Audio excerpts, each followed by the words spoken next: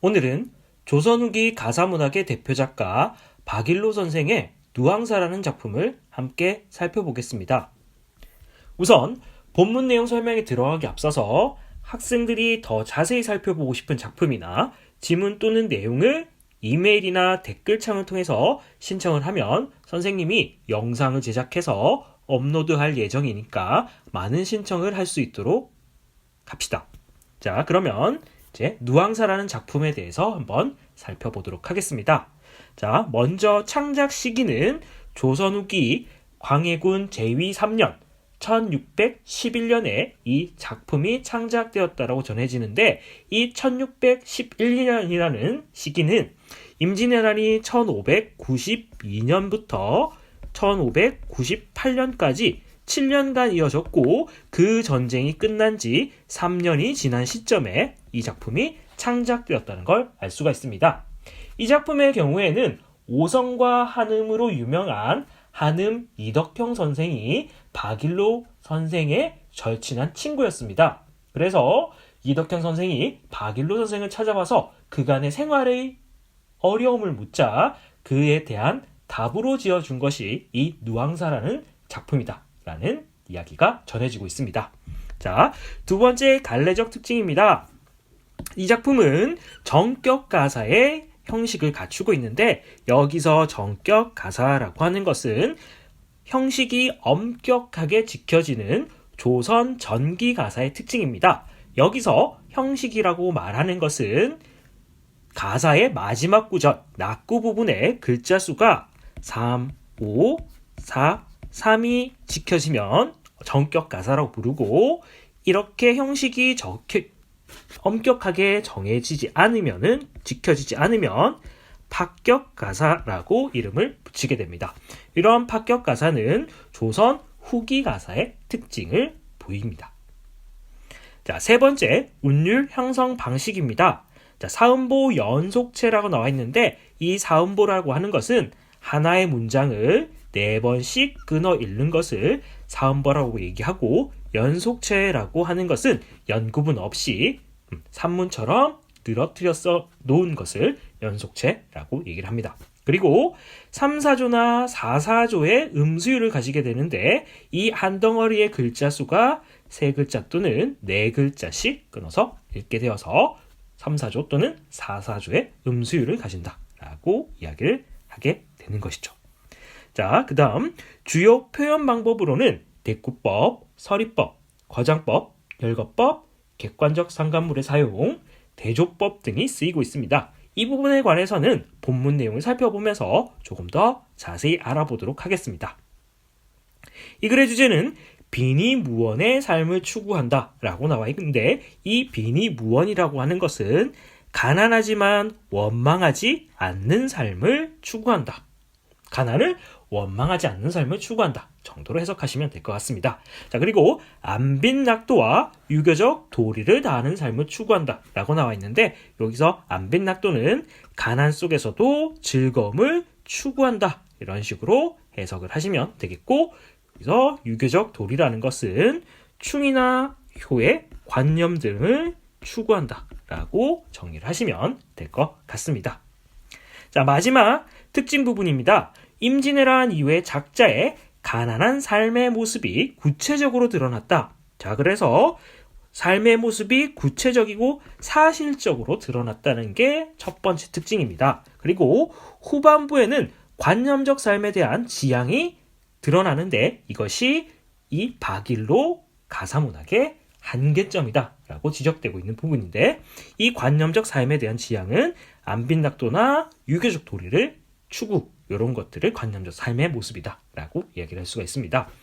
관념적 삶에 대한 지향은 조선 전기 가사문학의 특징이고, 사실적인 생활상의 묘사들은 조선 후기 가사문학의 특징입니다. 그렇기 때문에 이 박일로 선생의 누앙사라는 작품은 전기 가사의 특징과 후기 가사의 특징을 모두 가지고 있는 과도기적 성격의 작품이다 라고 이름을 붙이기도 합니다.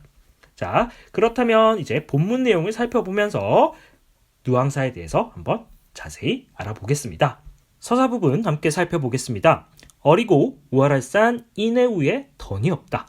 어리석고 세상 물정에 어두운 사람은 나보다 더한 사람이 없다 정도로 해석할 수가 있는데, 여기서는 화자의 지난날의 삶들을 화자가 되돌아보고 반성해 본 결과 나의 삶이 그동안 어리석고 세상 물정에 어두웠구나 하는 한탄의 정서가 드러나고 있다라고 볼 수가 있겠죠. 두 번째, 기륭하복을 하늘에 붙여두고, 하늘기 붙여두고, 기라고 흉하고 화목하고 복된 것, 이런 것들을 운명이라고 해석을 한다면 하늘에 맡겨두고 라고 한다는 건 수능적 삶의 태도가 드러난다 라고 해석하시면 되겠습니다. 그래서 요 시는 운명, 수능적 사고가 드러나는 시다 라고 보시면 되겠죠. 누황 깊은 곳에 초막을 지어두고, 자, 누황이라는 건 누추한 곳, 누추한 거리라는 의미를 가지는 단어고, 이 누추한 곳에 초가집을 지어두고 살고 있다. 풍우조석에 썩은 잎이 섭이 되어서, 풍우조석은 아침에 바람이 불고 저녁에 비가 내린다 라는 뜻으로 변덕스러운 날씨 정도로 해석하시면 됩니다. 그 다음에 썩은 잎, 자, 나뭇잎으로 뭘 만들었냐면 땔감을 사용하고 있습니다. 원래라면 나무 장작으로 땔감을 사용해야 되는데 너무 가난하다 보니까 썩은 잎을 주워 모아가지고 지금 땔감으로 사용하고 있다는 걸 알 수가 있겠죠. 그 다음에 서홉밥, 밥, 답홉주게, 연기도 하도 할샤. 자, 연기가 많기도 많구나. 연기가 많이 나는 이유는 원래 나무 장작으로 땔감을 사용해야 되는데 썩은 잎, 나뭇잎으로 땔감을 사용하다 보니까 연기만 많이 나는 상황이다. 그리고 여기 홉이라는 단어가 나와 있는데 이 홉이라는 단어는 여기 보면 홉의 단위가 나와 있습니다. 다른 거는 잘 와닿지가 않는데 여기 리터 개념으로 보면 0.18리터라고 나와 있습니다. 우리가 마시는 생수 커다란 한 통이 1.8리터 정도 되니까 요거의 10분의 1 정도가 되는 거죠. 한 홉이. 그래서 세 홉 같은 경우에는 그러면 한 10분의 3 정도 되는 양으로 밥을 지어 먹는다. 엄청 적은 양으로 밥을 지어 먹고 있구나 라는 걸 알 수가 있겠습니다. 설대인 숭랭에 빈배를 속일 뿐이로다. 덜 익힌 숭늉으로 빈배를 속이고 있구나. 생애가 이러한들 장부의 뜻을 옮길 수가 있겠는가? 사나이 대장부의 큰 뜻을 옮길 수가 없다. 왜? 가난한 삶 때문이다 라고 볼 수가 있습니다. 자, 이 부분에서 내용을 조금 더 정리하고 넘어가자면, 자, 여기서 초막을 지어놓고 썩은 잎으로 땔감을 만들고 적은 양의 음식을 먹고 있고 숭늉으로 배를 채우고 있다. 다 모두 가난한 삶의 모습을 구체적으로 묘사하고 있는 부분이다 라고 정리를 하시면 되겠습니다. 자, 그 다음에 안빈 일념이 적을망정 품고 있어서, 자, 안빈 일념은 가난하지만 즐거움을 누리며 살겠다는 마음을 작게나마 내가 가지고 있다. 수의로, 수의는 옳은 일을 쫓으며 살려 하니 날조차 저하다. 날이 갈수록 뜻대로 이루어지지 않고 있구나 정도로 해석할 수가 있습니다. 자, 그래서 요 서사 부분에서는 화자의 가난한 삶의 모습이 구체적으로 묘사되고 있구나 라는 걸 알 수가 있을 것 같습니다. 자, 다음 본사 1부분입니다. 가을이 부족하든 봄이라 유여하며. 자, 여기서는 대조법이 사용되고 있는데 앞부분에 가을과 뒷부분에 봄의 내용이 대조를 이루고 있습니다. 자, 가을이 부족하다. 현재 상황이 지금 가을인데 가을이라고 하는 건 수확의 계절이기 때문에 봄에 비해서 상대적으로 풍요로운 시기라고 볼 수가 있는데 지금 가을임에도 불구하고 먹을 곡식이 부족한 상황이다 라는 걸 알 수가 있겠죠.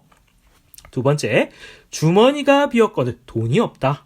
병이라 담겼을랴. 요 병이라는 건 술을 담는 병입니다. 그래서 내가 지금 돈이 없기 때문에 술을 마실 상황조차 되지 않는다. 옛 양반들은 풍류를 즐기면서 술 한잔 하면서 자연을 벗삼아서 생활을 이어나가곤 했었는데 그런 삶조차는 삶을 꿈조차 꿀 수가 없다라고 해석할 수가 있는 거겠죠. 빈곤한 인생이 천지간의 나뿐이냐, 가난하게 사는 삶이 세상 천지의 나뿐이겠냐마는 기한이 절실하다 일단심을 잊을란가. 자, 기한이 배고픔과 추위가 절신하다 몸을 괴롭힐 들 일단심. 여기서 일단심은 한 가지 붉은 마음인데 요거는 임금에 대한 충성, 조국에 대한 충성심으로 해석하시면 될 것 같습니다. 그래서 이런 충성스러운 마음은 잊지 않는다. 내가 아무리 가난하더라도 조국이나 임금에 대한 충성심은 잊지 않고 있다 라고 해석하시면 될 것 같습니다. 분이 망신하여서 죽어야 말려 여겨.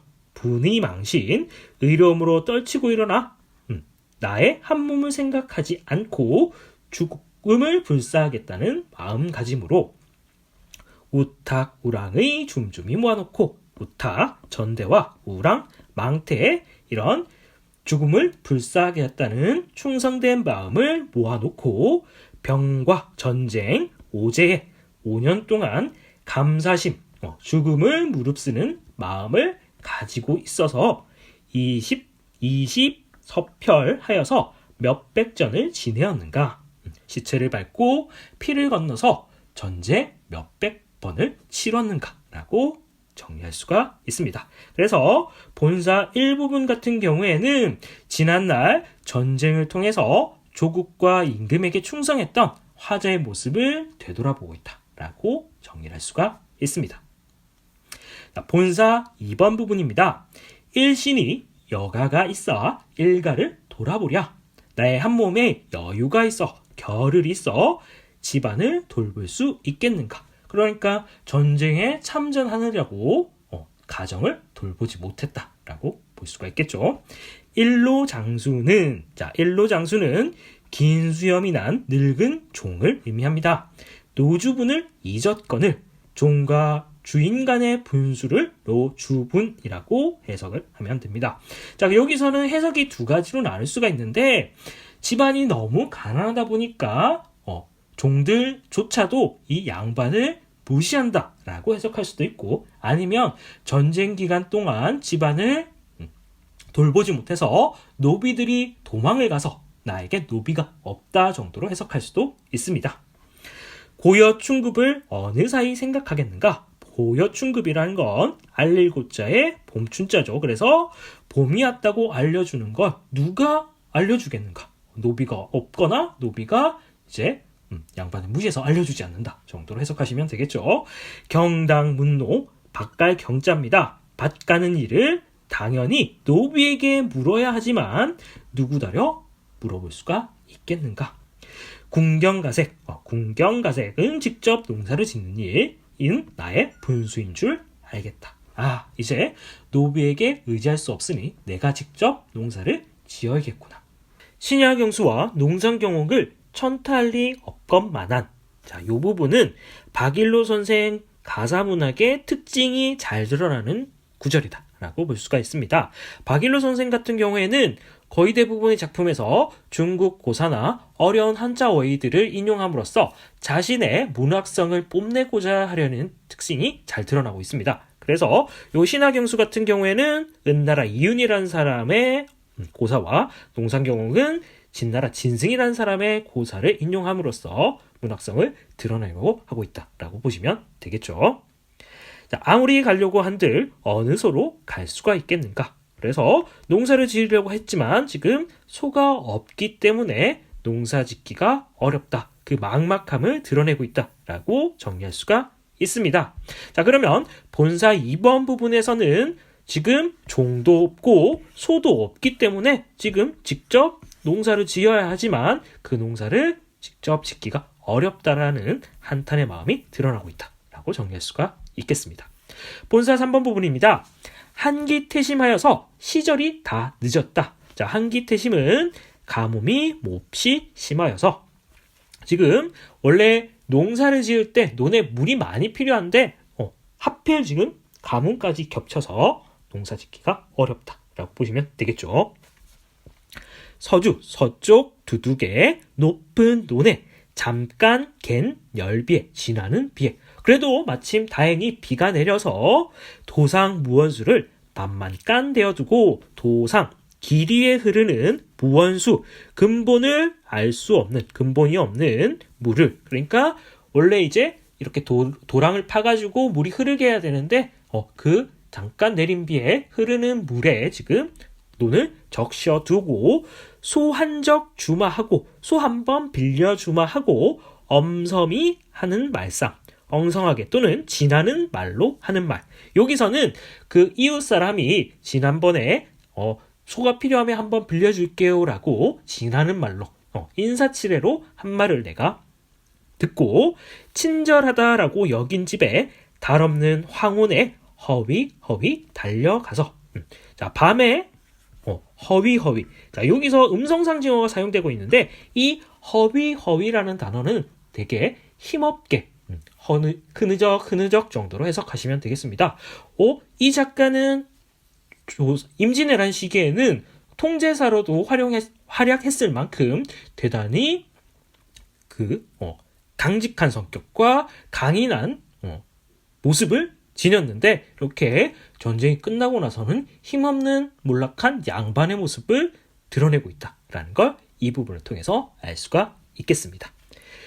굳게 닫은 문 밖에 아득히 혼자 서서 큰 기침을 아함이 양구토록 하운 후에 인기척을 오랫도록 한 후에, 그러니까 너무 뻘쭘해가지고 이리 오너라 라고 얘기를 하지 못하고 기침 소리만 어흠 하면서 주인이 나오기를 기다리고 있는 소심한 모습을 드러내고 있다라고 보시면 되겠죠. 어와 그이 니신고 염치 없이 왓삼 내어이라. 자, 요 부분에서 이제 대화체 구성이 나타나는데 요거는 이웃집 주인의 말이고 누구십니까? 저 염치 없이 저가 당신 집에 왔습니다 라고 해석하시면 될 것 같습니다. 자, 그래서 본사 3번 부분에서는 지금 잠깐 내린 비에 논을 적셔놓고 이웃집에 소를 빌리러 간 상황이다 정도로 해석하시면 되겠죠. 자, 본사 4번 부분입니다.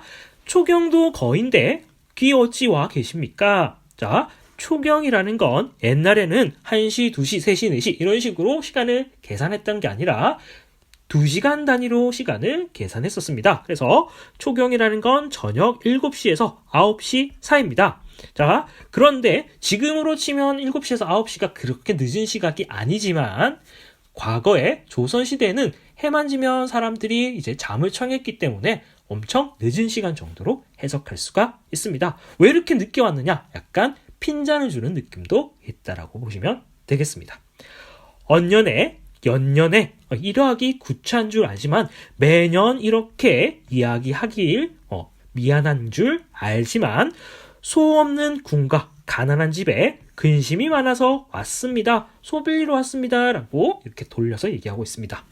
공한이나 값이나 주엄도 하다마는, 자, 여기서는 이제 이웃집 주인이 하는 말입니다. 공짜로 주거나 값을 치거나 해서 주었으면 좋겠지만 다만 어젯밤에 건너집 저 사람이, 이웃집 사람이 목붉은 수기치, 숙콩입니다. 목이 빨간 숙콩을 옥지읍게 구워내고 옥 같은 구슬같이 같은 기름에 맛있게 구워내서 가디근 삼해주 좋은 술을 취하도록 권하거늘. 자, 그래서 아직 본사 4부분이 끝난 건 아니지만은 이제 박일로 선생이 이웃집을 가서 소를 빌리려고 했는데 이 이웃집 주인이 소를 안 빌려줄 것 같은 느낌이 들고 있습니다.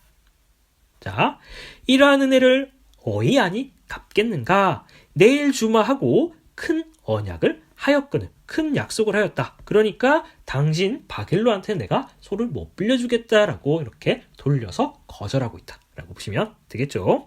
시략이 약속을 어기기 미편하니 어려우니 말씀드리기가 어렵습니다. 소 못 빌려드리겠습니다. 실이 그러하면 설마 어찌하인가? 사실이 그러면 어쩌겠습니까? 박일로가 이렇게 힘없이 물러나는 모습입니다.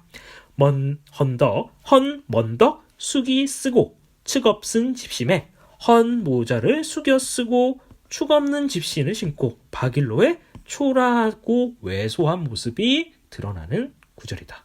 설피설피 앞부분에 허위허위랑 비슷하게 힘없이 흐느적거리면서 물러나오니 풍채 작은 모습에 되게 초라하고 왜소한 모습에 개가 짖을 뿐이다. 개조차 나를 무시하는구나. 정말 삶에 대한 의욕이 뚝뚝 떨어지고 있는 부분이다 라고 보시면 되겠습니다. 본사 5번 부분입니다. 와실에 들어간 듯. 자, 와실이란 게 달팽이 와자의 집실자입니다. 원래는 달팽이 집인데 그냥 작고 누추한 화자의 집 정도로 해석하시면 되겠습니다. 잠이 와서 누웠겠는가? 북창에 비껴 앉아서 북쪽 창가에 비껴 앉아서 새벽을 기다리니 무정한 정없는 대승. 이 대승이라는 건 오디세를 이야기합니다. 이 오디세의 경우에는 3월부터 5월까지 우리나라에 찾아오는 철새입니다. 여름새라고 하기도 하지만 여기서는 봄을 알리는 새다. 봄이 왔음을 알려주는 새다라고 보시면 되겠죠. 그래서 지금 봄이 왔다라는 건 내가 농사를 지어야 된다라고 해서 라는 걸 알려주는 새라고 옛부터 전해오는 새입니다. 그래서 이 새가 노래를 부르고 있지만은 나는 농사를 지을 수 없으니 나의 한을 돋구고 있구나. 그래서 나의 슬픔의 정서를 심화시키는 존재로서 이 대승이 객관적 상관물로 쓰이고 있다는 걸 알 수가 있습니다. 종조 추장하면 먼들을 바라보니, 자, 종조 추장, 아침이 끝날 때까지 슬퍼하면서 먼 등을 바라보니까 즐거운 농가도 흥없이 들리는구나. 흥겨운 농사 노래, 농사 지으면서 부르는 노래들이 흥없이 들리는구나. 이 농가 역시 나의 슬픔을 더 심화시키는 존재, 객관적 상관물로 쓰이고 있다는 걸 알 수가 있겠죠. 세상 모란 한숨은 세상 물정을 모르는 한숨은 그칠 줄 모르는구나. 아까운 저 소비난 벽보님도 좋으시고, 저 소비는 쟁기를 얘기하고 벽보님은 쟁기 날입니다. 그래서 요 쟁기 날이 쓸데없이 너무 잘 갈려있다, 새 것 같아 라고 보시면 되겠죠. 그래서 이 쟁기 역시 나의 슬픔을 심화시키고 있다 라고 보시면 되겠습니다. 가시 엉킨 묵은 밭도, 가시가 엉기성기 설켜있는 밭도 쉽게 갈 수 있지만은 허당 방벽에 저기 벽에 쓸데없이 걸려 있구나. 충경, 봄가리, 그러니까 봄에 이제 이 밭을 갈아야 되는 시기를 춘경이라고 합니다. 밭가리 시기도 거의 다 지났구나. 후리쳐 던져두자. 이제 농사 못 지을 것 같아. 포기하자 정도로 해석하시면 되겠습니다. 그래서 본사 5번 부분에서는 지금 이제 소를 빌리지 못하고 집으로 돌아와서 되게 허전한 마음, 쓸쓸한 마음을 드러내고 있고, 대승, 쟁기, 농가들을 통해서 이 화자의 슬픔의 정서가 더 심화되고 있다라고 보시면 되겠습니다. 본사 6번 부분입니다. 자, 여기서부터는 이제 관념적 삶의 태도가 조금 드러난다 라고 보시면 되겠습니다. 본사 5번 부분까지는 실제적인 삶의 모습이 드러났다면 본사 6번 부분부터는 관념적 삶의 추구가 드러난다 라고 정의를 해두시면 될 것 같습니다.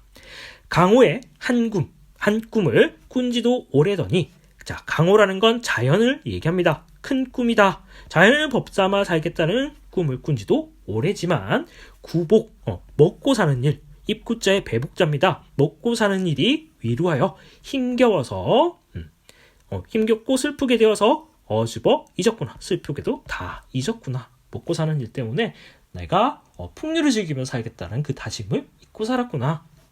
천피기욱 혼대 녹죽도 하도 할샤. 자, 천피기욱 냇가를 바라보니 저기 녹색 푸른 대나무가 많기도 많구나. 유비군자들아, 교양 있는 선비님들아, 낚싯대를 하나 빌려 주십시오.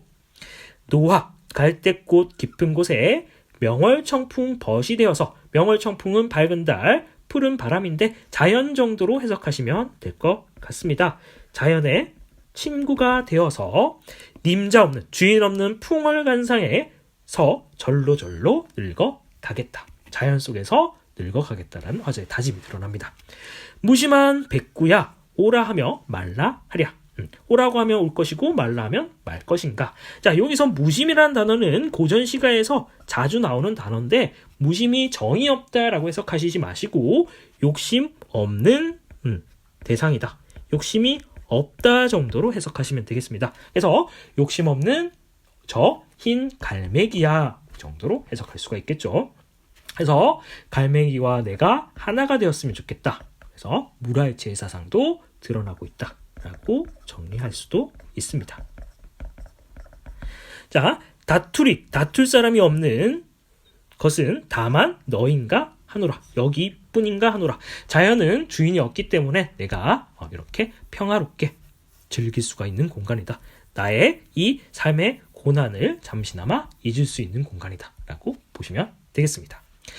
결사 부분입니다. 무상한 이내 몸 무산지치 있으리마는 보잘것없는 이놈 몸이 무슨 소원이 있겠냐마는 두세일영 반론을 다 묵여 던져두고 두세일영이나 되는 박관론을 다 묵혀서 던져놓고 농사는 이제 포기를 하고 있으면 죽이요 없으면 굴물망정 남의 집 남의 것은 전혀 부러워하지 않겠는가. 이제 삶의 태도를 결정하는 부분이 나타나고 있습니다. 그냥 자기의 분수에 맞게 사는 삶을 살겠다라는 다짐이 드러나고 있다라고 보시면 되겠죠.